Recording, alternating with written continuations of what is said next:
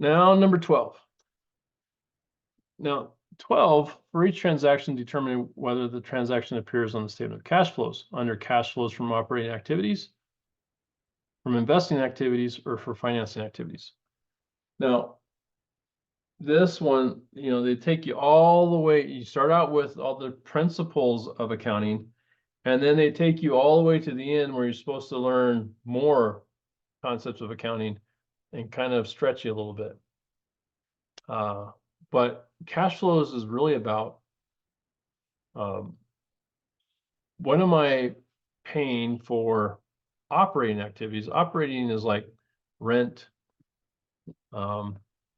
day-to-day activities. You wake up, you eat your food, you brush your teeth, you go to work, you make some money, you come back home, right? That's all operating activities. That's the same for a business.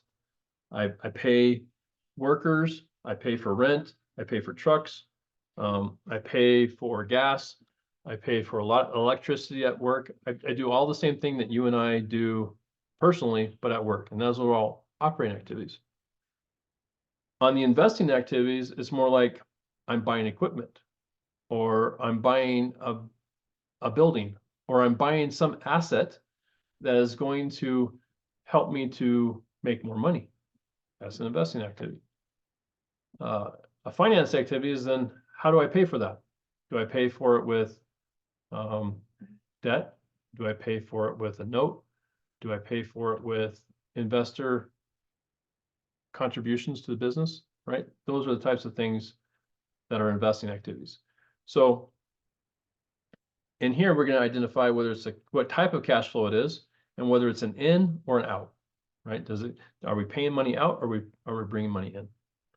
So cash received from the sale of a building asset. This is a sale of a building asset, right? It's not an operating activity. This is an investing activity. And so we're going to put that in investing, but it's a inflow because we're getting cash. We're receiving cash from the sale of something. Received cash from a customer. So that's going to be a operating activity, because remember, anything that we do day to day, earn money, pay for expenses, stuff like that, that's operating. And that's going to be your cash inflow. Now, cash paid, some of these are kind of obvious. Paid is an expense. A receipt is an income, right? So, so we could probably just go ahead and just do these. This one's paid is an outflow.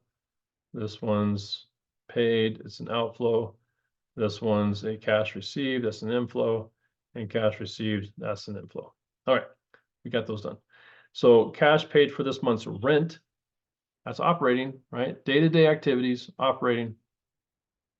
Cash paid for manager's salaries. I paid somebody to help me make money, so that's an operating activity. Cash received from the sale of a land asset. Ooh, curious. Is there a difference between a building and a land? Let's just go with investing. Sometimes these are tricky because you have to, there's a fine line between certain things, but we will start with this, then we can always go to the ebook if we got it wrong. And then cash received from client for performing services. That is going to be an operating activity. Now, the curious thing to me is that we don't see a financing transaction in here.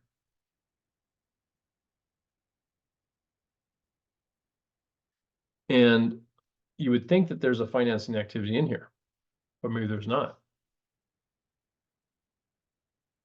And I'm going to guess if there is one, it's either going to be in the sale of a building or a sale of land. But I'm hoping not. I'm hoping I'm not that out of date. Voila, there you go. All is right.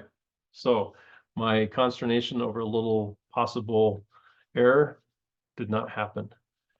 That's number 12.